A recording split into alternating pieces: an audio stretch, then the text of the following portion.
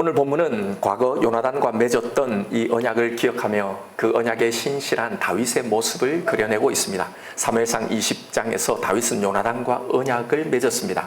사무엘상 20장 15절에 보면 요나단이 말합니다. 여호와께서 너 다윗의 대적을 지면에서 다 끊어버리신 때에도 너는 내 인자함을 내 집에 영원히 끊어버리지 말라고. 자, 이 언약을 기억하고는 다윗은 요나단의 아들 무비보셋을 찾아서 그가 가졌던 옛날의 모든 땅의 소유권을 다 회복시켜주고 그를 예루살렘 성에 거하게 하여서 왕자처럼 다윗과 함께 같은 식탁에 먹고 마시는 그 특권을 주었다라는 이야기입니다. 오늘 본문의 이 이야기는 우리에게 어떤 메시지를 전달하고 있을까요? 다윗과 요나단의 그 매우 진한 그 우정의 이야기일까요?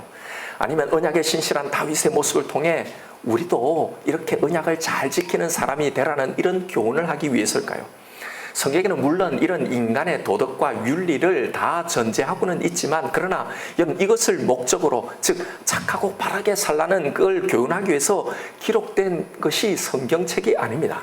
그래서 우리의 성경의 묵상과 적용은 단순히 여기에서 끝나면 안 되는 겁니다. 그렇다면 오늘 본문의 이야기는 우리에게 어떤 메시지를 전달하고 있을까요? 우리가 먼저 눈여겨보아야 할 것은요, 본문에서 메시지를 담아내기 위해서 저자가 지금 쓰고 있는 문학적 장치들입니다. 저자는 본문에서 몇 가지 사실들을 반복해서 언급하며 이걸 계속 강조하고 있는데요. 우선 오늘 이야기는 1절에 다윗이 내가 요나단과 맺은 이 언약으로 말미암아 은총을 베풀겠다라는 말로 이 이야기가 시작됩니다. 그러면서 이 은총을 베풀겠다는 이 말이 세 군데나 반복해서 강조되어 있습니다. 1절에 보면 다윗이 이르되 사울의 집에 아직도 남은 사람이 있느냐? 내가 요나단으로 말미암아 그 사람에게 은총을 베풀리라. 3절에 보면 왕이 이르되 사울의 집에 아직도 남은 사람이 있느냐? 내가 그 사람에게 하나님의 은총을 베풀고자 하노라. 7절에도 나와요. 다윗이 그에게 이르되 무서워하지 말라. 내가 반드시 내 아버지 요나단으로 말미암아 내게 은총을 베풀리라. 여기서 은총을 베풀겠다는 말을 3번이나 반복해서 말하고 있는 겁니다. 그리고 또 다른 반복과 강조가 여기에 나옵니다. 이 은총을 받는 무비보셋의 이 형편을 소개하는 대목입니다. 바로 다리를 절었다라는 표현이에요. 3절입니다. 왕이 이르되 사울의 집에 아직도 남은 사람이 있느냐? 내가 그 사람에게 하나님의 은총을 베풀고자 하노라 하니 시바가 왕께 아뢰되 요나단의 아들 하나가 있는데 다리 저는 자니다 하니라. 13절에도 나와요. 무비보셋이 항상 왕의 상에서 먹음으로 예루살렘에 사니라. 그런데 그는 2발을 다 절더라. 다리를 절었다는 것을 거듭 말하며 이것을 강조하는 겁니다. 여러분, 글을 쓰는 기본이 있습니다. 글쓰기의 기본은 효율성이에요. 즉, 한번 언급한 정보를 불필요하게 다시 반복하지 않는 거죠. 한 번으로 충분하기 때문입니다. 그런데 앞에서 언급된 이 정보를 다시 거듭 반복한다는 것은 그 정보에 저자가 말하려는 의도가 숨어 있으니 이걸 유심히 보라는 그런 뜻입니다. 그런데 오늘 이야기는 반복해서 강조하는 것이 또 있습니다. 저자는 2 다리를 저는 무비보셋이 다윗에게 받은 이 은총의 내용을 반복해서 강조하고 있다는 사실이에요. 바로 그가 예루살렘 성에 거하며 왕의 상에서 함께 먹고 마셨다라는 사실입니다. 이 사실은 4군데나 반복되며 강조되어 있습니다. 7절입니다. 7절 끝에 보면 사울의 모든 밭을 다 내게 도로 주겠고 또 너는 항상 내 상에서 떡을 먹을지니라. 10절 끝에도 나옵니다. 무비보셋은 항상 내 상에서 떡을 먹으리라. 11절 끝에도 무비보셋은 왕자 중 하나처럼 왕의 상에서 먹으니라. 13절 끝에도 무비보셋이 항상 왕의 상에서 먹음으로 예루살렘에 사니라. 그런데 그는 2발을 절었더라라는 거예요. 여기까지 강조된 내용을 정리해 보면요, 지금 이 이야기는 다윗이 요나단과 맺은 이 언약을 기억해서 그의 아들 무비보셋에게 은총을 베푸는 이야기라는 겁니다. 그런데 다윗이 베푼 그 은총, 무비보셋이 받은 이 은총의 내용이 무엇이었나 하는 거예요. 그건 다리를 저는 무비보셋이 예루살렘 왕의 상에서 왕자처럼 먹고 마시며 살았다라는 겁니다. 예, 이것만으로도 이건 분명히 대단한 은혜고 대단한 은총이지요. 그런데 이걸 그냥 단순히 죽은 아버지의 그 좋은 친구 덕에 이렇게 말년에 편하게 잘 먹고 잘 살았다는 이야기를 하려는 게 아니잖아요.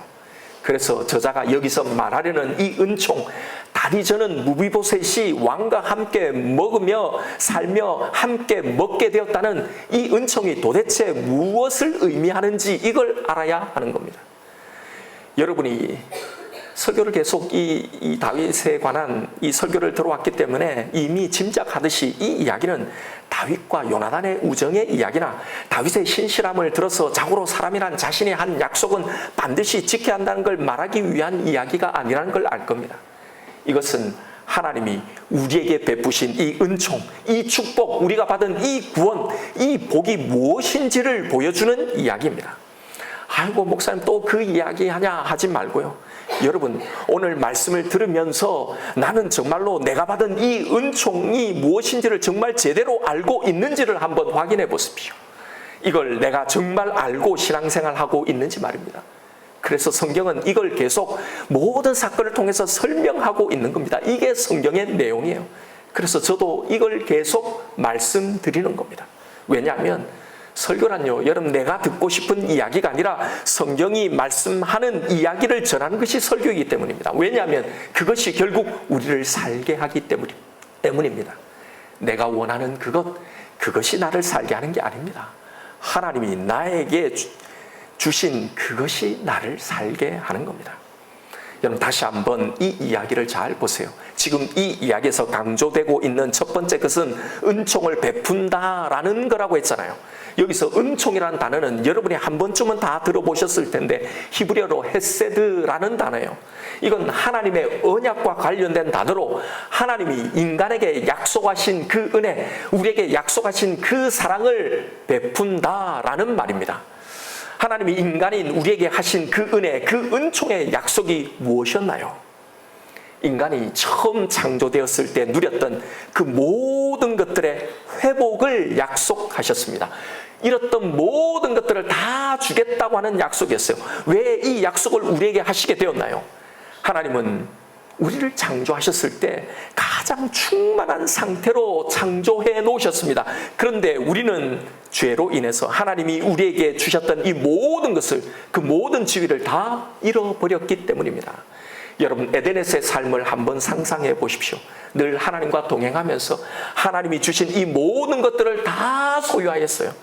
그 어떤 것도 부족하지 않는 그 삶을 살았습니다. 그런데 죄로 인해 더 이상 그 하나님과 함께 살 수 없게 된 겁니다. 그 모든 만족 상태인 그 에덴에서 쫓겨나게 된 거란 말입니다. 그러나 하나님은 그런 우리에게 바로 은총을 베푸셨던 겁니다. 그래서 잃었던 그 모든 것을 다시 완전히 회복하게 하셨던 거예요. 그런데 그건 단순한 처음 창조의 그 모습, 첫 창조의 첫 상태 회복이 아니라 그것을 훨씬 더 능가하는 그런 회복이었던 겁니다.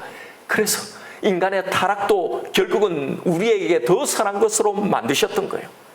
그래서 그 첫째 약속이, 그 은총의 약속, 그 은혜의 약속이 뭐였냐 하면 바로 우리를 이렇게 만든 모든 죄와 그 악의 권한을 완전히 멸하게 하는 것이었습니다. 그래서 인간을 타락해 만든 그 뱀, 창세기는 뱀으로 나오죠. 그 사단을 향해 너의 후손이 여자의 후손과 원수가 되게 할 거고 여자의 후손이 너의 머리를 상하게 할 거다라고 약속하신 거예요. 그래서 하나님이 약속하신 이 은총은 더 이상 우리를 넘어뜨릴, 우리의 운명을 뭔가 다른 거로 바꿀 어떤 가능성과 그 어떤 존재도 없게 된 그 상태를 말하는 겁니다. 이미 우리에게 주신 이 구원, 이 은혜는요, 첫 창조 때처럼 뭔가 삐끄덕거려서 잘못되면 이게 바뀌고 변개되는 그런 게 아니란 말입니다. 그리고 하나님 앞에 설 수 없게 만든 아담과 하와에게 하시는 일이 있습니다. 그가 부끄러워서 하나님 앞에 설 수 없었던 그 부끄러움을 짐승을 잡아 가죽 옷으로 입히신 겁니다. 이게 바로 원시복음이라고 하는 거예요. 이 은총의 약속이라고 하는 겁니다. 왜요? 예수 그리스도의 대속을 예표하기 때문입니다. 이것이 아브라함에게 와서는요, 더 구체적으로 드러난 겁니다. 이 약속이 어떻게 이루어지게 될 것인지를 말입니다. 뭐라고 말씀하십니까? 바로 내 몸에서 날 내시 그 한 사람으로 인해 천하 만민이 다 복을 받을 것이라는 이 약속이었던 거예요. 이 은총, 이 은혜의 약속을 바로 그 한 사람 예수 그리스도를 통해 이루신다는 거였습니다. 그래서 이 약속이 어떻게 다 지켜지고 어떻게 잃어버렸던 모든 것이 다 회복되는지를 보여주는 이야기가 신약의 복음서잖아요. 예수 그리스도가 어떻게 이 땅에 오셔서 무엇을 하셨는지, 그리고 나중에 오실 그 예수 그리스도가 뭘 할 것인지, 이게 바로 계시록의 이야기였던 거예요. 약속하신 그 한 사람, 이 예수가 오셔서 십자가에서 우리의 모든 죄를 다 사하심으로 우리의 모든 부끄러움을 다 가리신 거란 말입니다. 그래서 그 증표로 인간과 하나님의 그 사이를 막고 있던 그 휘장을 찢어 놓으심으로 그 앞에 감히 설 수 없던 우리를 담대히 하나님 앞에 나아갈 수 있도록 만드신 겁니다. 이것이 우리가 잃어버렸던 첫 창조 때의 회복인 겁니다. 그리고 다시 오신 재림의 예수를 통해서 또 하나의 하나님의 은총의 약속이 이루어지는데, 그게 뭡니까?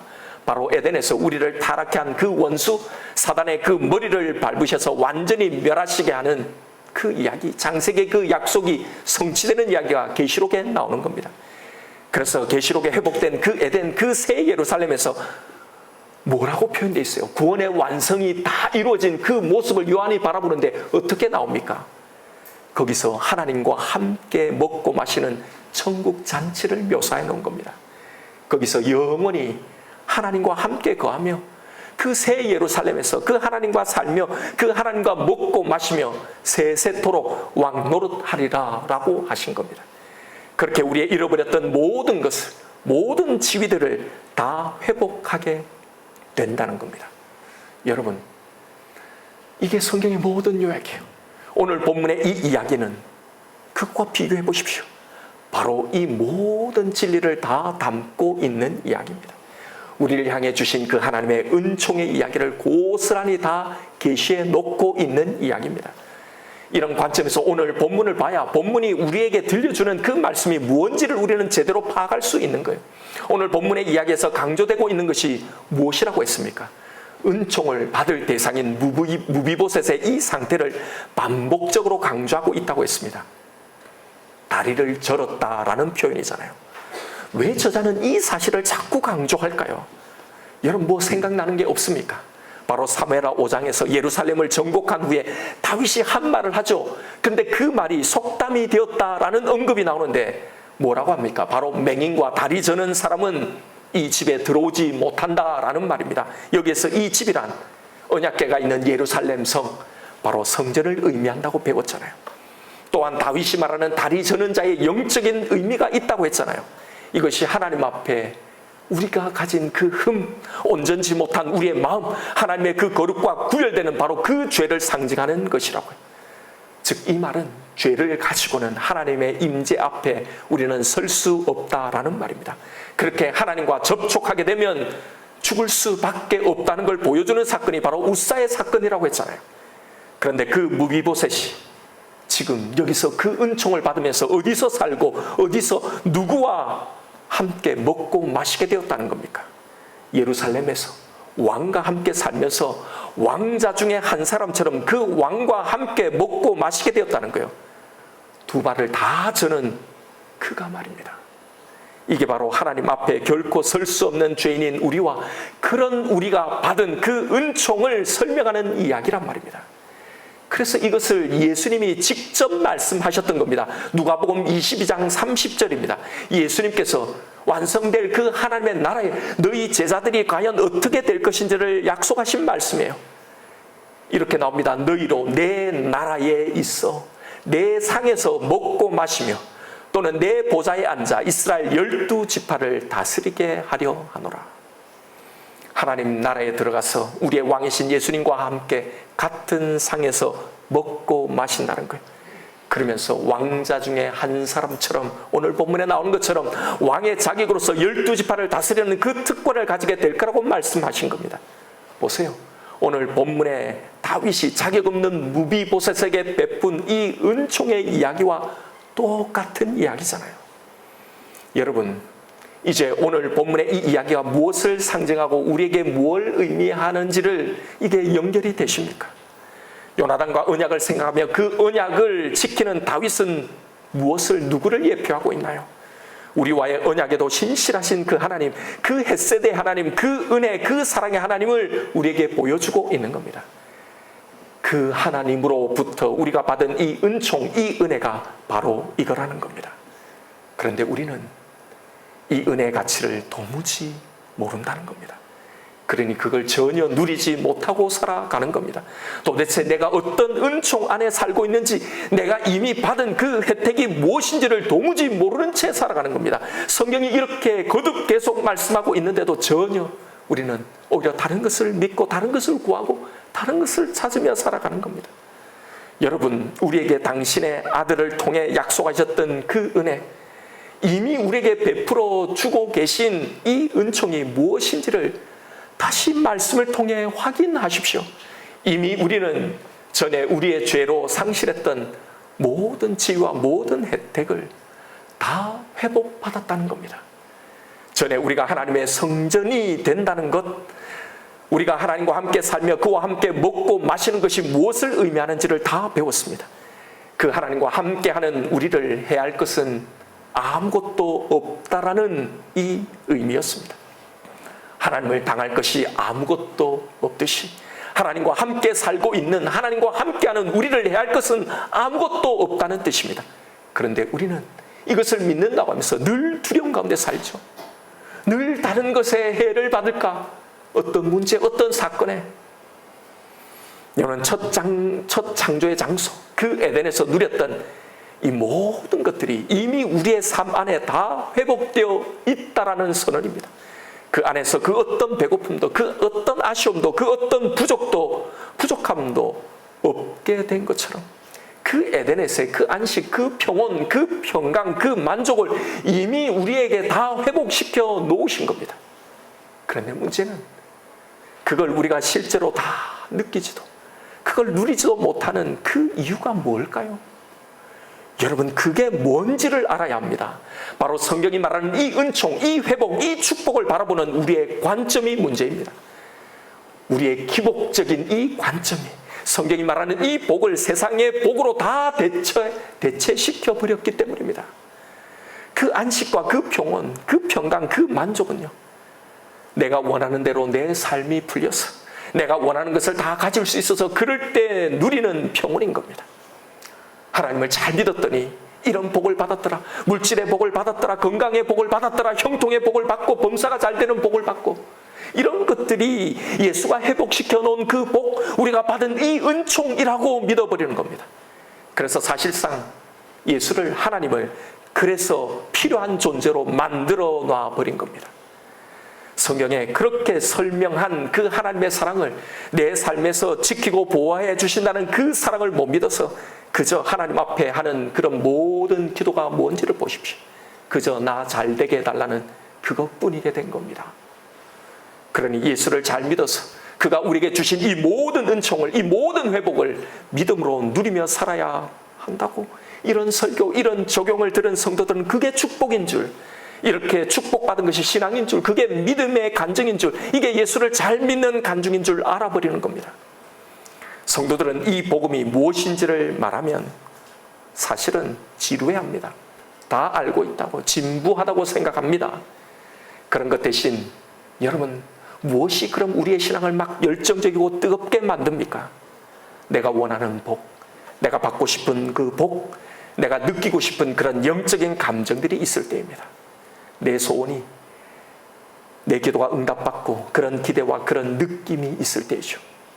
믿으면, 기도하면, 간절히 하나님께 부르짖으면 응답받는다. 하나님은 나를 사랑하셔서 전능하셔서 우리의 소원을 다 들어주신다. 이런 것이 우리의 신앙을 훨씬 더 열정적이게 만들고 우리의 기도를 훨씬 더 뜨겁게 만들죠. 그래서 우리로 하여금 정말 하나님을 잘 믿는 것처럼 뜨겁게 신앙생활하게 만드는 거죠. 그런 게 하나님의 영광이고 그런 것이 더 뜨거운 신앙이라고 배웠기 때문입니다. 그런데 여러분, 다시 한번 생각해 보십시오. 이게 정말 뜨겁고 좋은 신앙입니까? 이런 식의 모든 열심, 이런 식의 모든 열정, 이런 뜨거움은 사실은 그 내면을 보면 하나님에 대한 진짜 온전한 신뢰가 없기 때문입니다. 그래서 이게 반드시 되어야 하는 것이기에 더 열심인 겁니다. 하나님이 있음에도 불구하고 이게 꼭 되어야 하기 때문에 그래서 그것에 간절한 겁니다. 이미 받은 이 복을 정말 믿는다면 그런 것에, 그런 결과에 집착하지 않아야 하는 것이 여러분 정상 아닌가요? 정말 우리가 믿는 하나님이 그 영원한 하나님이라면, 영원한 복을 우리에게 주시는 그 하나님, 그 어떤 상황 가운데서도 우리를 지키시고 우리를 보호하시는 그렇게 전능하시고 신실하신 그 하나님을 진짜 믿는다면, 내가 이 땅 여기서 영원히 사는 것이 아니기에 이 땅에 소망을 두고 살지 않는 그런 신앙이라면, 내가 지금 처한 이 환경, 이 상황이 내 영원한 운명이 아니라는 것을 정말 믿는 그런 건강한 신실한 신앙이라면, 내 소원, 내가 원하는 그 결과에 그렇게 집착하게 될까요? 그건 안 이루어져도 상관이 없는 겁니다. 이미 그 하나님의 신실하심을 내가 믿고 있기 때문에. 그럼 여러분, 그게 진짜 뜨거움입니까? 그게 진짜 하나님을 믿는 건가요? 하나님의 선하심이 나를 다스리고 인도하고 계심을 믿는다면, 내가 원하는 그걸 가지기 위해, 이걸 이루기 위한 뜨거움이 아니라 이미 그 복음 안에 있음을 내가 믿기, 그 믿음 안에서 나오는 그 뜨거움, 그 경광, 그 평온함이 있어야 하는 게 아니냐 말입니다. 이게 진짜 신앙인 겁니다. 성경이 내내 우리에게 말씀하신 내용이 무언지를 여러분 다시 한번 보십시오. 이미 너에게 내가 준 그 은혜, 그 은총, 이 복, 그 성공은 이미 너에게 성취되어 있다라는 겁니다. 이것을 믿고 지금을 담대히 살아가라라는 거였잖아요. 이스라엘 백성에게 주신 말씀이 무엇이었습니까? 출애굽을 앞둔 그들에게 하나님이 뭐라고 말씀하십니까? 애굽을 두려워하지 말고, 그 군대를 두려워하지 말고 내 말을 믿고 내가 약속한 그 땅으로 담대히 가라는 거였잖아요. 가나안을 목적에 둔 이스라엘 향해서도 너를 둘러싼 그 사방의 적들을 너는 두려워하지 말고 내 말, 내 약속을 믿고 담대히 너희 발바닥으로 밟는 이 땅을 다 너에게 줄 것이니 믿음으로 밟아라는 거예요. 근데 목사님, 그래서 그들은 결국 그렇게 해서 결국 그렇게 되었잖아요. 아니, 그래서 우리도 이걸 누리려고 기도하고 신앙생활하는 건데 왜 이게 잘못된 것처럼 말씀하십니까? 라고 질문이 생길 겁니다. 여러분, 이건 성경을 제대로 보지 않아 생기는 오해입니다. 아까 말씀드린 것처럼 성경의 모든 복을 성경이 말하는 그 관점이 아니라 내가 보고 싶은 관점으로 다 바꿔놓고 보기 때문에 이런 질문, 이런 오해, 이런 신앙들이 생기게 되는 겁니다. 예수를 믿으면, 하나님을 잘 믿으면 내가 받을 수 있는 이 땅의 복, 이 땅의 좋은 결과라고 생각해 버리는 겁니다. 그런데 여러분, 이건 성경이 말하는 하나님을 잘 믿는 것, 예수님 잘 믿는 것이 뭔지를 전혀 이해하지 못하기 때문에 생긴 잘못입니다. 성경이 말하는 믿음, 성경이 말하는 신앙의 내용이 뭔지를 전혀 모르기 때문입니다. 예수를 믿는다고 하면서, 성경을 믿는다고 하면서도 성경에서 하나님이 요구하신 너희는 나를 믿으라고 하시면서 이스라엘 백성들이 요구받았던 그 믿음의 시간들, 그 신앙의 시간들, 그들의 삶을 통해 들려주시는 성경의 내용을 전혀 주목하지 못하기 때문에 이런 잘못된 적용이 나오는 겁니다. 그들이 하나님의 약속을 믿고 살아야 했던 그 삶의 시간들은, 그 신앙의 시간들은 여전히 애굽이 건재하고 여전히 가나안 족속들이 자신들보다 훨씬 더 강하던 때였다는 사실입니다. 바로 그때를 살아가라는 거였습니다. 그때, 바로 그때 그 상황에서 이 믿음을 가지고 살아가라는 거였습니다. 그래서 성경의 모든 말씀은 바로 지금 이때 하나님의 말씀, 그 약속을 믿고 살아가는 삶인 겁니다. 여전히 도대체 하나님의 약속이 언제 이루어질까라고 생각하는 바로 그 상황에서 성경이 말하는 그 신앙의 초점은 내가 너를 반드시 애굽에서 나오게 하고 내가 약속한 그 땅으로 들어가게 하겠다는 그 약속을 받았지만, 그래서 그 말씀대로 실제로 지금 당장 내 눈앞에서 애굽이 재앙을 받아 망하던 때가 아니라 그 약속을 받았는데도 여전히 바로가 서슬퍼런 통치로 이스라엘 위에 군림하고 그들을 학대할 때였다는 사실입니다. 그 약속을 받았으면서도 그들은 여전히 애국 관리들의 이 폭정과 그 채찍에 맞아야 했던 겁니다. 바로 그때, 그 삶의 시간들, 그 삶의 현장에서 너는 내 약속을 믿고 담대하라는 이 신앙의 요구를 받았다는 사실입니다. 가나안 정복 전쟁을 앞둔 때도 마찬가지였어요. 반드시 내가 이 땅을 너와 너의 후손에게 주겠다는 이 약속에도 불구하고 가나안의 군사력은 이스라엘을 압도하고 있었습니다.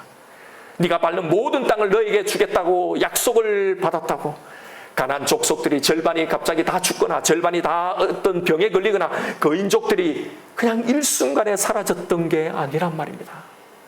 40일간 자신들이 약속받은 하나님 나에게 줄 거라는 이 땅을 다 정찰한 후에 그들이 보고 느낀 그것은요, 가나안 족속들에게 자신들은 메뚜기와 같은 존재였다는 겁니다. 이스라엘에게 너는 나를 믿어라 라고 그들에게 신앙을 요구하셨던 바로 그때, 그들의 신앙의 때는 바로 이런 때였단 말입니다. 심지어는 이스라엘 향해서 내가 너를 반드시 포로로 잡혀가겠지만 다시 이 땅으로 돌아오겠다라고 약속하셨던 때는요, 이스라엘이 망하기도 전이었던 겁니다. 이스라엘 향해 내가 반드시 너희들을 다시 이 땅으로 돌아오게 하겠다라고 말씀하시면서 당신을 향한 믿음을 요구하셨을 때는 바벨론이 가장 강성하던 때였습니다. 이스라엘보다 훨씬 더 강한 나라들이 바벨론 앞에서 추풍낙엽처럼 무너질 때였습니다.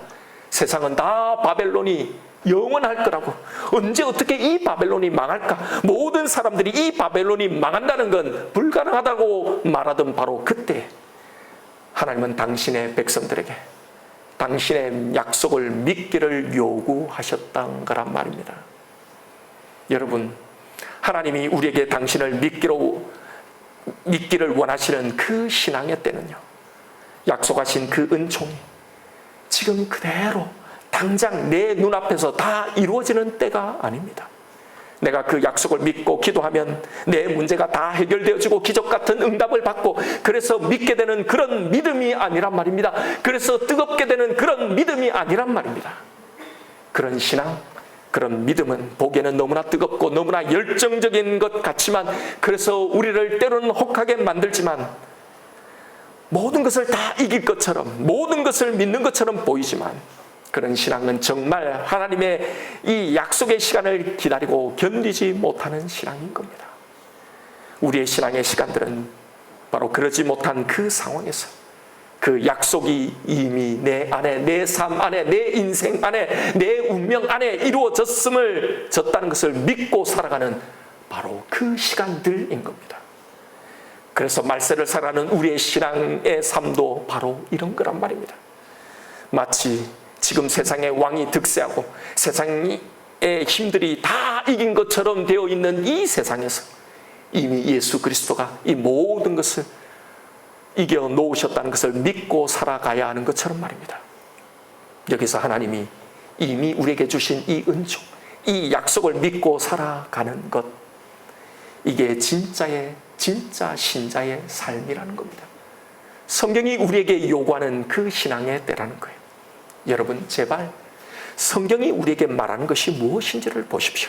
성경이 말하는 이 땅에서 우리의 신앙의 삶은 이 땅에서 이 세상의 방식으로 다 누리지 못합니다. 이 세상의 방식으로요. 우리의 신앙은 이런 걸 추구하는 것이 아닙니다.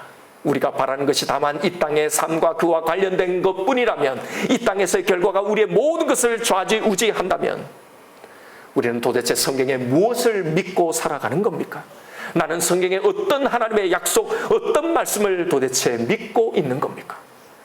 결국 이런 신앙이 다 아무리 뜨거운 것 같아도 보면 이 땅만을 생각하고 사는 겁니다.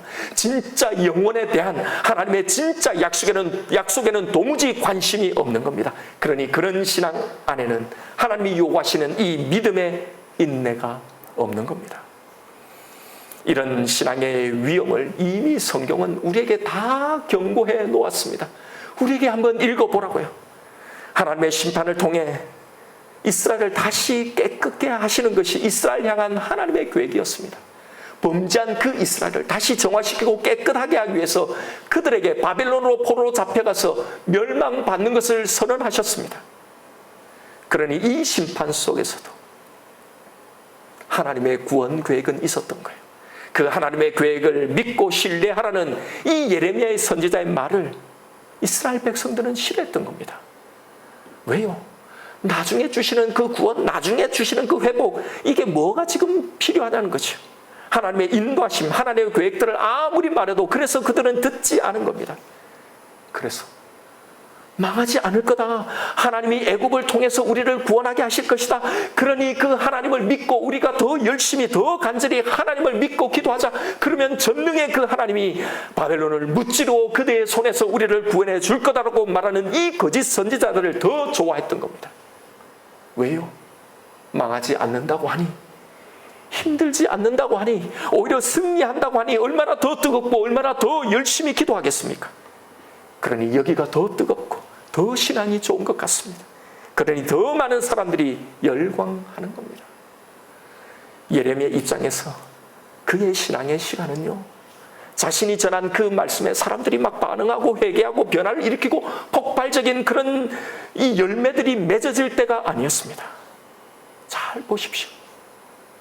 그가 살아내야 할 그 신앙의 시간들은 사람들이 오해하고 그의 말을 거부하고 오히려 멸시하고 그를 비난하던 때였습니다. 여러분, 신앙의 깊이는 바로 이런 때가 훨씬 더 깊은 겁니다. 우리의 신앙의 때도 마찬가지예요. 이런 시간들이 훨씬 더 우리의 신앙을 깊게 만드는 겁니다. 보세요. 아무리 예레미야가 외쳐도, 하나님이 뭐라고 말씀하셔도, 모든 것을 통해 그들을 향해 말씀하셔서 내가 듣고 싶은 것, 내가 원하는 것을 신앙하는 겁니다. 사람들이요. 심판의 그 고난 속에서도 그 시간을 살면서 정말 하나님의 약속을 믿는 그런 삶, 그런 신앙생활을 원치 않는 겁니다. 기도해서 열심히 믿어서 망하지 않고 내가 원하는 그 삶의 결과를 받고 싶은 겁니다. 하나님이 뭐라고 하셔도 내가 원하는 그걸 신앙하는 것. 여러분, 이게 지금 이 시대도 그대로 재현되고 있다는 겁니다. 그래서 이 사건을 우리에게 미리 알려주신 겁니다. 그럼 우리의 신앙이라는 게, 그럼 죽어서 저 천국에만 누릴 수 있고 거기 가서만 이 혜택, 이 복을 누릴 수 있는 거고 이 땅에서는 직사하게 그렇게 고생만 하게 사는 건가요? 그래서 이런 설교, 이런 말씀들이 정말 우리를 너무 힘들고 힘 빠지게 만드는 겁니까? 여러분, 성경은 오늘 이 이야기를 통해 우리에게 주신 이 약속이 예수 그리스도를 통해 우리에게 이미 이루어졌다는 걸 말해주고 있습니다. 우리가 부러워하던, 그때 만약 아담이 죄를 짓지 않았다면 우리가 거기에 살았을 텐데 얼마나 좋았을까, 얼마나 행복하게 살았을까, 부러워하던 그 모든 것들이요, 이미 우리 안에 다 회복되어져 있다라는 말입니다. 여러분, 이게 뭔지, 어떻게 누리는 건지 도무지 모르시겠습니까? 모르시겠나요? 그럼 우리의 삶으로 한번 확인해 보세요. 우리는 우리의 모든 인생의 굽이굽이 굴곡진 그 시간을 지나오면서 우리가 늘 하는 말이 뭡니까? 하는 생각이 뭡니까? 이러다가 망하겠다, 이러다가 곧 죽게 생겼다, 이러다가 끝장나겠다는 거죠. 그래서 조금만 일이 터지면 늘 염려하고 걱정하고 비교하며 불안하고 우울한 삶을 살아가잖아요. 그런데 내가 원하던 대로 그렇게 안 되고 그렇게 망하고 그렇게 걱정한 대로 끝장나고 죽었나요? 아니잖아요. 그런데도 우리는 늘 살아오면서 한 번도 이걸 생각하지 못하고, 하나님이 우리에게 주신 이 은혜, 이 복이 뭔지를 생각하지 못하고, 그런 일이 일어나면 또 걱정하고 또 불안하고 그렇게 살아가는 겁니다. 여러분, 설령 이 땅에서 망하고 죽어도 영원한 이 모든 회복의 삶이 이어져 있는데도 그걸 도무지 믿지 못하는 겁니다. 망하면 우리가 영원히 망합니까? 병에 걸리면 영원히 그 고통 속에 사나요? 죽으면 그것으로 우리 모든 것이 다 끝나버리나요? 아니잖아요. 이건 우리가 믿고 있다고 하지만 사실은 전혀 믿지 못하는 겁니다. 전혀 이 성경의 말씀, 하나님의 약속, 그 은총을 전혀 알지 못하는 겁니다. 그래서 성경은 이걸 알지 못하고 있는 우리에게, 그래서 전혀 엉뚱한 기도, 엉뚱한 열심, 엉뚱한 방향을 가고 있는 우리에게 이 이야기를 계속 들려주고 있는 겁니다. 성경의 그 어떤 이야기를 읽어도, 성경의 어떤 부분을 펼쳐보아도 바로 이것을 알 수 있게 이 이야기만을 하고 있단 말입니다. 그래도 여러분, 이 이야기가 진부합니까? 이것이 우리에게 아무런 능력이 없이 들립니까? 우리가 받은 이 은총, 이것의 가치, 이것의 능력이 뭔지를 다시 한번 생각해 보세요. 우리가 참으로 이 은총을 믿고 누릴 때, 그럴 때가 있었죠. 그럴 때 어떤 일이 우리에게 일어났습니까? 망했어도, 실패했어도, 병에 걸렸어도 하나님 주신 그 평강이 우리의 모든 삶을 다 뒤덮어 버린 거잖아요. 그래서 그래도 감사했고, 그래도 뜨거웠던 겁니다. 그래도 믿을 수 있었던 겁니다. 그 어떤 것도 바랄 것 없고, 그 어떤 것도 아쉬운 것이 없는 정말 에덴의 상태처럼 온전히 회복된 그 상태였잖아요. 바로 이것을 이 땅에서부터 누리며 살라는 겁니다. 저는 참 걱정이 많은 사람입니다. 그래서 예전에 뭔가 하나의 문제가 생기면, 그 사건이 일어나면 밤잠을 잘 못 자요. 생각이 많고 걱정이 많고, 뭔가 이걸 빨리 해결해야, 이걸 해법을 찾느라 더 악화되지 않도록 뭔가 빨리 조처를 취할까. 예수를 믿는데도, 하나님을 믿는데도, 신학생이고 전도사이고 목사인데도, 하나님을 위해 내 전부를 바칠 수 있다라고 그렇게 고백하는데도, 그렇게 하나님을 믿는다고 기도하면서도요, 바로 여기가 하나님이 저의 신앙을 요구하는 때라는 걸 알게 되었습니다. 기도하면 모든 게 다 응답받고 이루어지는 그때가 아니라 바로 이때요. 성경이 말하는 신앙은 내 간절한 기도로, 내 뜨거운 믿음으로, 내 신앙으로 문제를 해결하고 병을 고치고 기적 같은 응답을 받는 그것이 아니라, 여전한 그 상황, 그 문제 속에도 내가 너를 사랑한다 라는 이 하나님의 약속을 믿는 겁니다. 그래서 기적이 일어나는 겁니다. 어떤 기적이요? 하나님의 신실함을 믿기 때문에 그렇게 두렵게 만들던 그것이 이제 전혀 두렵지 않는 그 기적, 그 능력 말입니다. 전에처럼 죽을 것처럼 망할 것처럼 낙심하고 우울해하지 않는 그런 기적입니다. 여기서 죽어도, 여기서 망해도 아무 상관이 없고, 아니 그것조차도 감사하다고 느끼는 이 기적 말입니다. 이게 능력입니다. 그래서 오직 감사, 오직 믿음, 그 회복된 에덴의 상태를 누리는 그 기적 말입니다. 이게 진짜 이 은총의 능력입니다. 이 복음의 능력이란 말입니다. 그런데 그걸 우리는 얼마나 누리며 삽니까?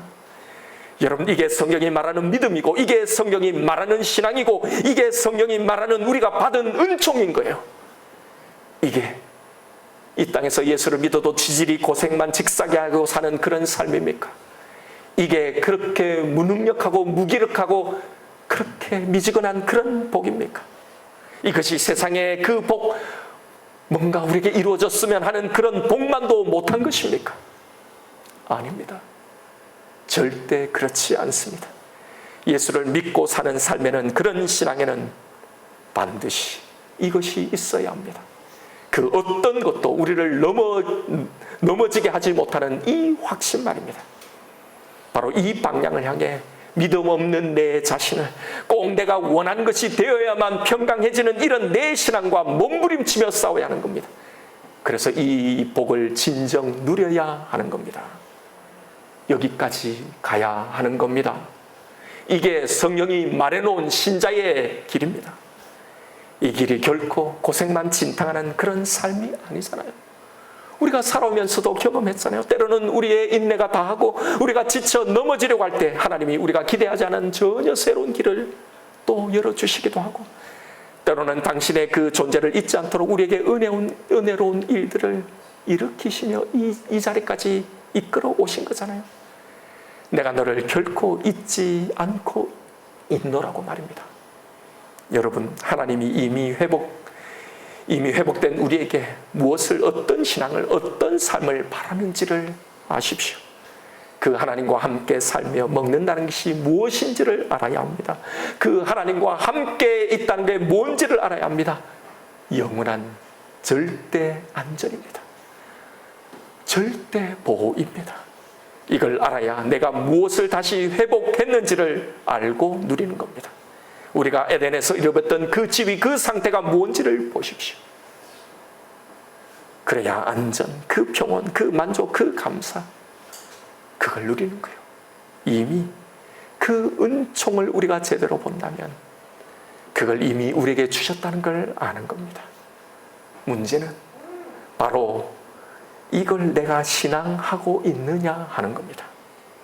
지금 내가 겪고 있는 이 문제에서, 여전히 나를 속이고 있는 이것에서 여러분 이걸 누리며 이걸 선포하십시오.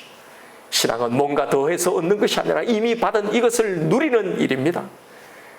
기도는 지금 내가 겪고 있는 이 문제를 향해 하나님의 이 은총을 선포하면서 이것을 믿고 누리기 위해서 그래서 하는 겁니다. 하나님, 내가 약해지지 않도록, 이 신앙을 놓치지 않도록, 그래서 우리는 뜨겁게 하나님께 기도하는 겁니다. 내가 받은 이 은총, 이미 주어져 있는 그 은혜 복이 뭔지를 제대로 알고 그걸 신앙하십시다. 잃었던 걸 다시 다 찾아 회복해 하셨습니다. 이걸 점점 내 것으로 만들어 가십시다. 누리는 그 일을 하십시오. 그걸 선포하고 싸워 나가십시다. 이것이 성장이고, 이것이 능력이고, 이것이 신앙의 길이고, 이것이 우리의 믿음의 내용입니다. 그 어떤 사단의 공격에도 흔들리지 말고 이 길을 향해 담대히 걸어가시는 저와 여러분 우리가 되기를 주님의 이름으로 축원드립니다. 여러분, 계시록의 그 말씀을 읽었던 1세기의 그 그리스도인들을 생각해 보십시오. 그들은 하나님을 믿었지만 그들의 신앙의 시간들, 그들의 신앙의 상황은요, 카타쿰이었고 사자굴이었고,